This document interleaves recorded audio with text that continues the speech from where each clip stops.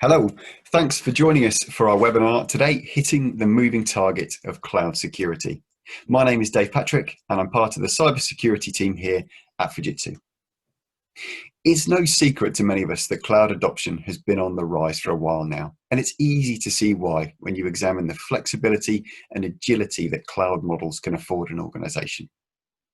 But security has always been a hot topic when it comes to cloud adoption. Initially, that was because organizations needed to understand if they could trust cloud providers to keep their data and their systems secure. But those concerns have been addressed now, and many organizations recognize that the established cloud platforms today are as secure as their own in-house options. This recognition is one of the factors that has helped drive the rapid move to cloud-first and multi-cloud strategies. But that shift in itself has changed the security landscape, and organizations now need to understand and manage their security posture across multiple platforms. I'm delighted to be joined today by Shaun Keeling, who is one of our lead cloud security architects here at Fujitsu, and by Stuart Green, who is a cloud security architect at our partners Checkpoint, to discuss how organizations can understand and can manage their security posture in a multi-cloud world. Gentlemen, thank you for joining me today. Good morning. Hi. Hi there. So, Shaun, turning to you first, can you start by explaining a little more about the landscape and the security challenges that organizations might now face when using multi-cloud strategies? Thank you for the introduction. As introduced, my name is Shaun Keeling and I'm a lead cloud security architect at Fujitsu. And today I'm going to be talking about cloud security posture management and how it will improve cloud security in your business. Today's agenda is around the why and the what and the how. We'll be talking about cloud. We'll be talking about cloud security and cloud security posture management, or CSPM. Why are customers moving to the cloud? What is driving that adoption? What is cloud security posture management? Maybe something new to you. And how will that strengthen and help your business? And also, how will Fujitsu and Checkpoint take you on that journey to maintain your cloud security compliance? We look at the cloud era today, we think of cloud, and you will probably be thinking of the three public clouds, Microsoft Azure, AWS, and Google. Every business is on a different cloud journey. What is driving that cloud adoption, and what are the benefits of cloud? Well, perhaps in the past everyone has an on-premise environment, but as people move towards the cloud, we need to look at the benefits of the cloud. So first of all, from a cost point of view, it's a much higher expense to go out and buy a lot of IT infrastructure. With cloud, it's a much lower cost. You're paying on demand for your compute, storage, and network resources. So a complete different change from CapEx to OpEx. Scalability is really important. It's scalable on demand. As your workloads get busy, it can scale up. As your workloads get less busy, it scales down. Reliability is also really important. When we think about reliability, you think of maybe backup, you think of disaster recovery and business continuity. With a public cloud, whether it's at AWS or Azure, then you've got that built in. So that's available to you as when you need it, and it's almost peace of mind. Security is also baked into the public cloud, right from that kind of data center perimeter around it, right up through the stack, through the storage computing network with firewalling. We think about security standards that are needed for IT systems, whatever industry you're in, whether that's GDPR, HIPAA for healthcare, ISO 27001. All good security standards, and if you go to any of the main public clouds, you'll see all the security baked in, but rest assured you also need to bake in some more security as well. As we look at multi-cloud, that may be new words to you. Again, coming back to where your business is on that kind of cloud journey. Some businesses are still not using cloud, perhaps they're just on-premise, maybe they need some education about cloud. Some businesses may have some cloud workloads for development purposes. Some may have the hybrid, which is on-premise and a public cloud of either Azure or AWS. But some businesses actually may have that multi-cloud, which is having the on-premise and Azure and AWS, depending on the journey that you're in. It's a very important key point, which I will repeat, that cloud security is a shared responsibility between the customer of the cloud service provider and the cloud provider. So as I said earlier, that the cloud service provider does come with some security, but knowing the industry perhaps you're in, you may need some other security standards to work to. That's something to be mindful of. The customer responsibility will be with the applications and data. As a cloud provider, they'll be responsible for the security across the infrastructure, storage, compute, and network. When we talk about cloud, there are always questions, risks. Is the cloud secure? What sort of things can happen around risks? Think about data breaches. Could be a cybersecurity incident where sensitive or confidential information is released or viewed or stolen by unauthorized access is one. Perhaps insufficient identity, credential access, and key management. Perhaps that's not managed very well, so that becomes a risk. If you think about when you join a business, when you start working for them, they will give you an access account to a system, like username and password. And as you move through the business, perhaps you'll be given more privileges, more access to other systems, so you become quite important. And then you leave. What's happened to that account? Has it been deleted? Is it still there? Is it still open? Could someone get to it? It's a risk. We think about account hijacking, and going back to the accounts that we just talked about, where they've got more privileged access, then these are the accounts that the hijackers want to go after, because they get access to information in the system about customer suppliers or financial information. An insider threat is not something we actually generally think of. We would like to think that everyone within a business is honest. If they've gone through the HR process properly, then that may be the case, but sometimes we need to be aware that it is possible for people within a business to actually provide information to others on the outskirts. Different types of cloud service attacks. You may have heard of DDoS, which is distributed denial of service, which will be like an overwhelming network attack, which can disable a business. Brute force attacks, which is where you would have a remote connection to a server, and perhaps that's been left open. That'll be a way of getting in. Security challenges in the cloud, inside cloud challenges. I just want to come back to that point I made earlier about this shared responsibility between the customer and the cloud service provider. You need to come in with the security requirements that you need as a business in your industry, and specifically for what you need. It may be very similar to what the cloud service provider, but it's this shared responsibility. When we think about moving to the cloud, we need to think about other things too. So if you have your on-premise environment, that you have a certain size network. As soon as you move any workload to the cloud, you will be extending that network. And what that means is that actually increases the size of the network surface, which means you're more prone to attack. By moving everything to the cloud, workloads are going to change. There needs to be some management over it. You've got to make sure that all the servers, virtual servers, whether they're on-premise or in the cloud, they need to be patched, so they're patched up to the latest security measures. There needs to be control about who is actually creating virtual machines, spinning up virtual machines in networks, just making sure there's management on that.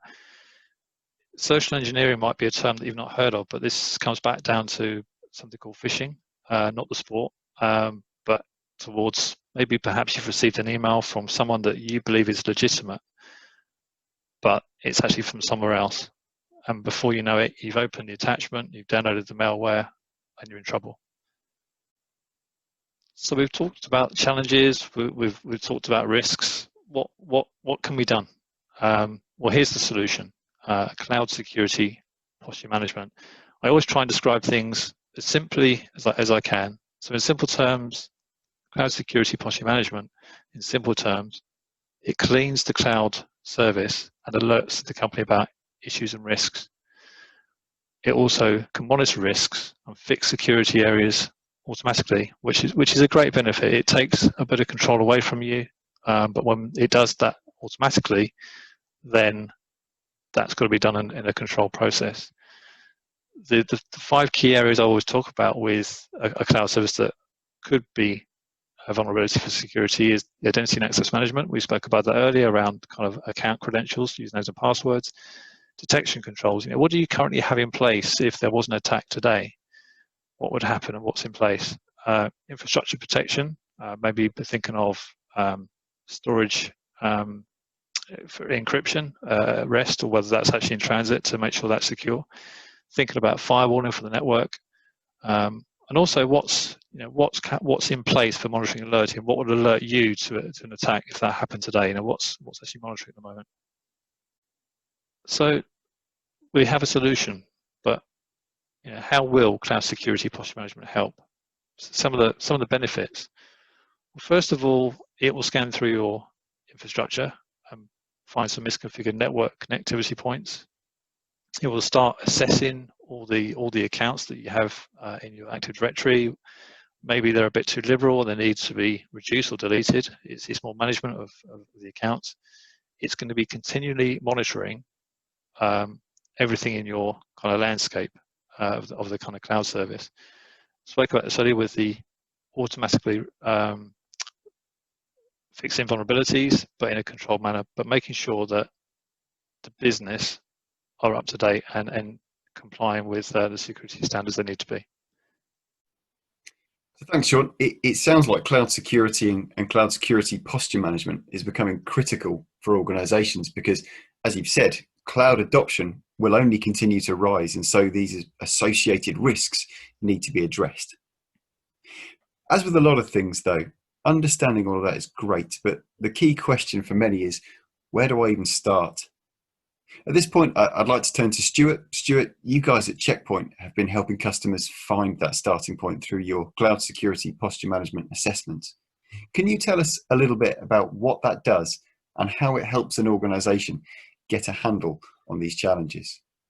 Yeah, certainly. So there are some great points made there, and probably the most prominent of them is the part around cloud platforms and how the adoption is growing, but also how that leads to misconfiguration of the assets that you have in the public cloud. Now, if you've come from a traditional data center background and you're used to configuring switches and routers and physical things that you can touch that are tangible objects, to have all of that moved to become virtual and to run in a public cloud environment where you don't have that type of access and you don't have that type of knowledge about the service, there's enough of it to give you a sense of familiarity and almost a false sense of security that you know what you're doing and everything is exactly the same.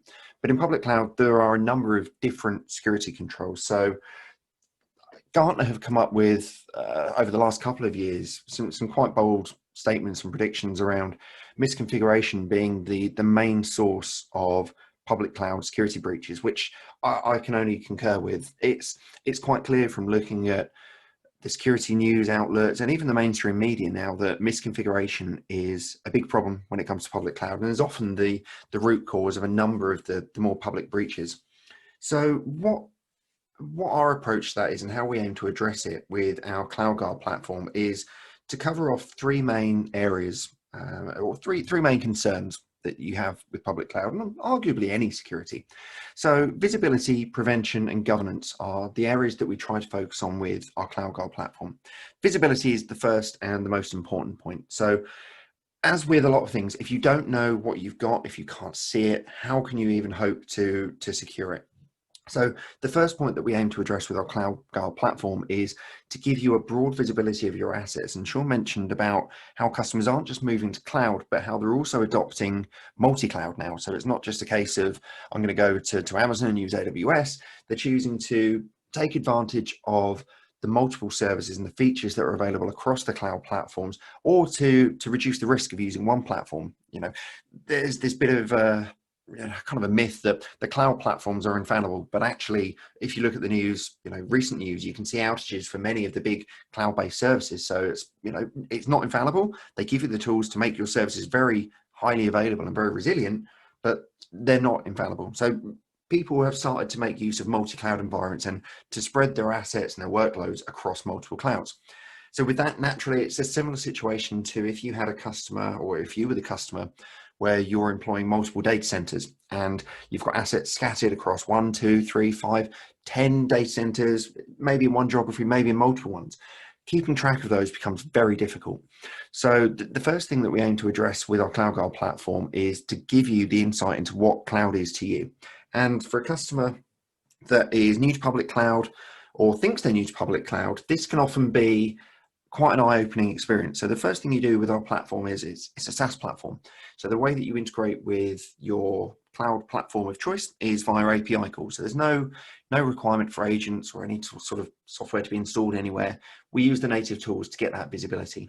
And the first insight is often the dashboard that you get when you first see the product, which is a collection of different assets, different services, and different regions. So for customers who are relatively new to public cloud or early on in their cloud migration project or journey, if you want to call it that, that can be quite eye-opening. So they will see a number of services, and they might not be aware they're using things like Lambda functions or S3 buckets. They might think they're using something simple like EC2 or basic compute services. And that visibility is comforting in itself, to just see what's going on rather than having to log into 1, 2, 3, or 4 different consoles to see what those assets are. And then once you're in there, it's not a case of you've just got all of the information presented to you. You have to scout around and find it across different services, different portals, different dashboards. So again, bringing all of that information into one portal and one platform is a really powerful tool in itself before you even get into the more advanced use cases of the tool. So the platforms we support the 3 major public clouds: Azure, AWS, GCP, plus Kubernetes, either in a standalone sense or in those environments as well. So once you've got access to all of that data, the first port of call for many customers is to get a feel for how they're performing toward a rigid framework like GDPR or ISO 27001 or the CIS benchmarks. There are a number that we support out of the box, but we also give you the tools to provide more lightweight assessments as well. So Shaun mentioned cloud security posture management sounds like quite a complex thing, but for most of our customers and most of the experiences that I have when working with these customers, they fall into 2 camps. One is that people are concerned about the frameworks that they are obliged to comply with, something like GDPR or PCI, or they're people that have got a specific need that they want to address using our tooling to search for something in the platform. And you can see on the slide here, this is an example of our bespoke policy building tool.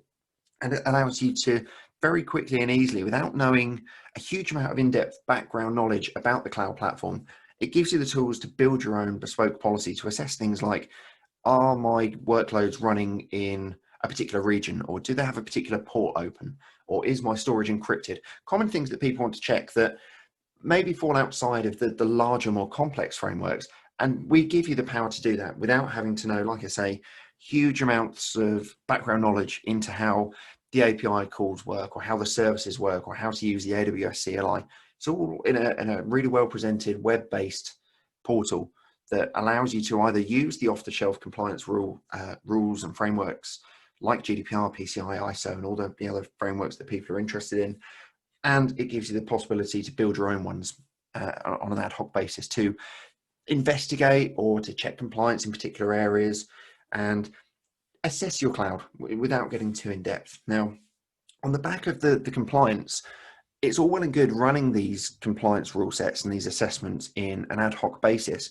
But the next sort of natural progression for customers for us is that they get bored quickly and they don't want to be logging in once a day, clicking run on the report and getting an output email to them. The next step is to automate that. So we offer a very easy journey from building your rule sets, building your compliance checks, to automating them. And it's a case of 2 or 3 mouse clicks to, or API calls if that's your thing, to enable for what we call continuous compliance. So rather than logging in manually and running these reports, they're constantly running in the background, assessing that what you've got deployed and what you are continually deploying across these cloud platforms is in line with your business best practice or the mandatory compliance with the frameworks like GDPR. So for any workloads that are deployed or modified, you can be confident that they're always in line with what you as a business require. Coupled with that, on the prevention and also the visibility side of things, is cloud intelligence and threat hunting. So it's one thing to look at the control plane and assess the configuration of your objects and making sure that the data is encrypted and that you've got the right ports open for your service to work. But when you consider that cloud technology is relatively new to Checkpoint, Our heritage is around firewalls and more traditional security. And as part of that, we have a global intelligence database called Threat Cloud, whereby any checkpoint component, whether it's a security gateway or the endpoint protection sandblast agent that runs on a laptop or on a mobile device, all of those components benefit from and contribute to this shared database of intelligence. We've brought that into the CloudGuard platform, and it allows you to quickly and easily assess whether you're being targeted by something which we know to be malicious, or more importantly, if you've got an asset in your cloud estate that is actively communicating out to that particular malicious destination. So you can see on here, we've got a rather ominous looking skull and crossbones, and this represents anything that we have intelligence on that might be malicious. It could be a command and control server, it could be a botnet, it could be a host that's known to distribute malware, or it could be an IP that is known to be used by an APT crew or some other threat actor. It doesn't really matter what it is at this point. What it allows you to do is run a query that says, show me where any of my assets are talking to something malicious.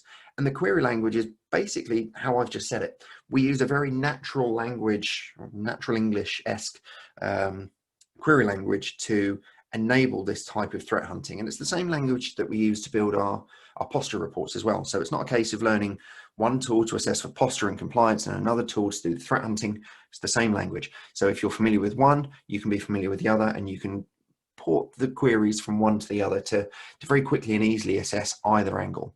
So with the threat hunting, you can also establish baselines for what your traffic is doing. And if you wanted to establish a baseline for your cloud architecture or your cloud services, whereby you've got components A, B, C, and D, for example, if the flow should only ever go A through to D and with no variation on that, if there are any variations where, let's say, D starts communicating directly out to the internet without going through the flow of going back through C, B, and A, that can be what you deem to be anomalous behavior, and it can generate an alert. That alert could be an email, an API call, a trigger. It could be a ticket logged into a ticketing platform like ServiceNow or Jira. It could be whatever you like. It gives you the API capability to bake that into any other service you want, provided you've got the ability to receive that API call on the other service. And it's very easy to do. It's all REST APIs. There's no complex SDKs or libraries to become familiar with.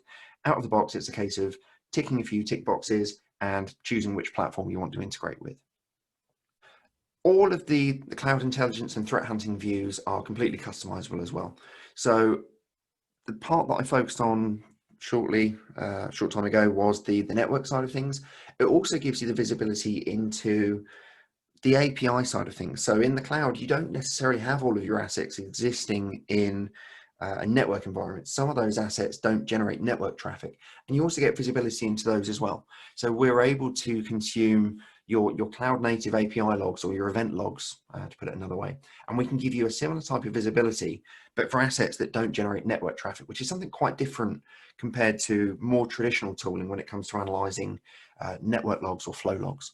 On top of that, and in the prevention side of things, we also have a strong serverless protection module, which gives you the ability to protect your AWS Lambda functions from a number of attack vectors. On one hand, we can do static analysis of the Lambda functions, and we can detect things like vulnerable dependencies. If you've pulled anything from a public source that's vulnerable, we can detect that, and we can offer advice on how to fix it. We can also detect hard-coded credentials and overly permissive IAM roles. Again, going back to what Shaun said about misconfiguration, IAM and identity management is a particularly difficult task in cloud, purely because there are such a broad amount of services, and each of those services have their own complex set of controls associated with them. So it is a difficult task. And with a serverless function that we have in the CloudGuard platform, we aim to automate a lot of that by saying, based on what we can see your function doing through the static analysis of the code, you have given it too many permissions, and we would recommend that you attach this particular policy to it. All of that is automated, and you don't have to go through and manually assess numerous services, numerous interactions, and the policies that you've got applied to all of those. This is all generated for you automatically. Then on top of that, we've got a real-time protection element as well. So it's all well and good assessing how the code behaves in isolation, but you can't always determine what an attacker is going to send to a particular function or an input on that particular function. So we give you what we call FSP, function self-protection. And this acts as like a software WAF, or a kind of an extra layer that you put in front of your Lambda function to protect against some of the attacks that can be launched by the actors that we've mentioned earlier. As with the rest of the platform, all of it is logged back and reported centrally into the notification system. So if you want to get a broad view of what's going on across your cloud accounts, you will get a single view for your serverless activity, your compliance activity, your posture activity, and if you want to, all of your network and API application activity as well. All of that can go into the same place, and all of it can be searched, audited, and fed out to external systems. So if you wanted to use this for all of your cloud security and your cloud posture management, but you wanted to feed everything to a central SIEM solution, you could do that and end up with a huge amount of data that's been enriched by the various checkpoint mechanisms and technologies that we have in public cloud. And you can search on that to compare with the other technologies that you've got across maybe other parts of your cloud or other parts of your data center networks as well. So if anything that I've mentioned there looks interested to you, please reach out, get in touch with the guys at Fujitsu, and we'd be more than happy to arrange a more in-depth demo where we can onboard one of your accounts into our platform, we can run some compliance policies, and we can give you a free assessment of what you've got running in your public cloud to give you a feel for how well compliant you are, or hopefully not how poorly compliant you are towards any of the standards. If nothing else, it will give you an insight into what public cloud means to you and what assets you've got deployed, what services you're using, and across what regions. And if there is anything troubling, you're more than welcome to discuss that with us. Thanks, Stuart. It's frankly amazing, actually, just looking at that, to what you can show an organization and the amount of data that these tools can provide. Do you find that customers are generally surprised by what they find in these tools, or do they just get a confirmation of what they would normally expect? It can go either way. So sometimes when we run the assessments with customers, typically we're on a call with them or on some sort of online engagement.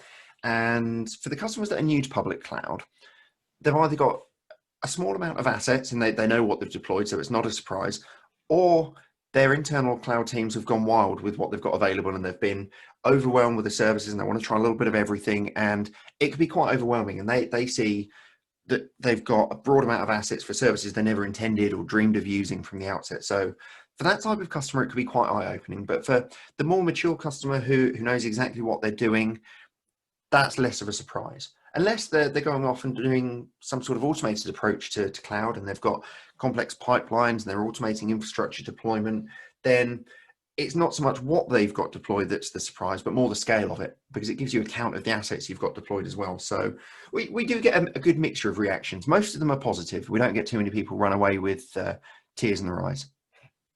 That's good to hear. Good to hear. Thanks, Stuart. So coming back to Shaun. Shaun, this is something you've been involved with in helping Fujitsu's customers understand just how they take that type of information and they can use it to go onwards into to help them on their journey towards a secure multi-cloud model. Can you tell us a little bit about that journey and how we at Fujitsu approach that? Yeah, thank you. Absolutely. The journey is kind of the next step, as it were. And thank you, Stuart. It's wonderful to know there's almost a single pane of glass to look at your cloud service and know easily what's happening around security in it. So yeah, wonderful to see. There's always a journey, and whether that journey is from moving you as a business into cloud, that's a journey. And then we can look on more securing your cloud service as a different journey. So let's simplify it. Let's start where you are today and where you need to be tomorrow. Working together with Fujitsu and Checkpoint, first we need to understand your business. What do you actually do? You are the experts in your field. We need to find out about your security requirements. They may be specific to your industry or specific to your business. With Fujitsu security experience, we can offer recommendations of security frameworks to go up against, and hold that first initial call with you. But what's more important is the kind of next steps around. We hold some workshops with you to sit around a table and talk and find out and discover about the security requirements and speak to the people in the business, the team of people that look after security. And then, as Stuart was saying, we would then do like a discovery piece with the cloud guard platform. And perhaps this could take up to about 2 weeks to do that discovery piece. And what's wonderful about when that's done is to come back with a very simple report. I like to call it the kind of traffic light scheme of the kind of red, amber, and green. Depending what vulnerability it finds in whatever area it goes to, it's then we need to work with the customer again and decide what to do, when to do it, and how to do it around fixing those vulnerabilities. Once they're fixed, then we do a rescan. And just to kind of point out, this isn't a one-off assessment. That's it. You're completely secure. This is a evolving journey. So it's almost like a continuous assessment. Stuart mentioned earlier about cloud workloads are changing. IT is changing. Technology is changing. So it's good to keep up to date and make sure that effectively, the compliance is there and that's in place. So what makes us different? First of all, you're dealing with technology leading companies, Fujitsu and Checkpoint. Checkpoint, as Stuart said, has that wealth of security experience and security technology. They've come from the traditional hardware firewall appliance. Fujitsu, I've also got a lot of experience in security across many customer industry sectors, which means we're familiar with the challenges that you may have in that sector because we're familiar with the security standards that you may be using. And this is important to come in with that experience, but also to listen and talk to find out what experience you have and how we can help you. To add in, Fujitsu are an Azure expert managed service provider, which means we are an expert in looking after Azure cloud service environments. So not just security, but also managing and maintaining. AWS, we're also a managed service partner for them as well. So we've got that experience. Talking about cloud security posture management could be new to you. Really hope that you've taken something on board, you've listened, and maybe you'll go away and start processing it. Start thinking about how this could help your business, and maybe asking some questions to yourself about what does our business use for public cloud security? Is our customer and business sensitive data secure? What would happen if our network got hacked today? How could we deal with that? And more importantly, how will cloud security posture management help our business?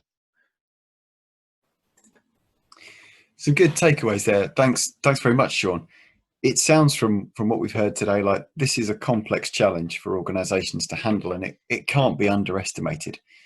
However, it also sounds like with the right tools, the right advice, the right questions, as you've outlined there, Shaun, you can find a clear path forward, a path that allows organizations to take advantage of the benefits of multi-cloud environments that we talked about earlier, but without the fear of the unknown security risks.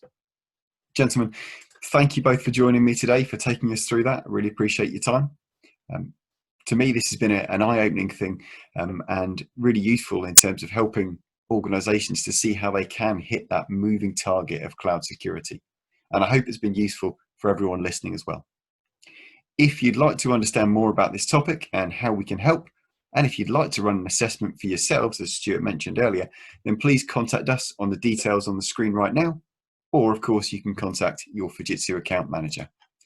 Just remains for me to say thank you once again to my speakers, and thank you to all of you for listening.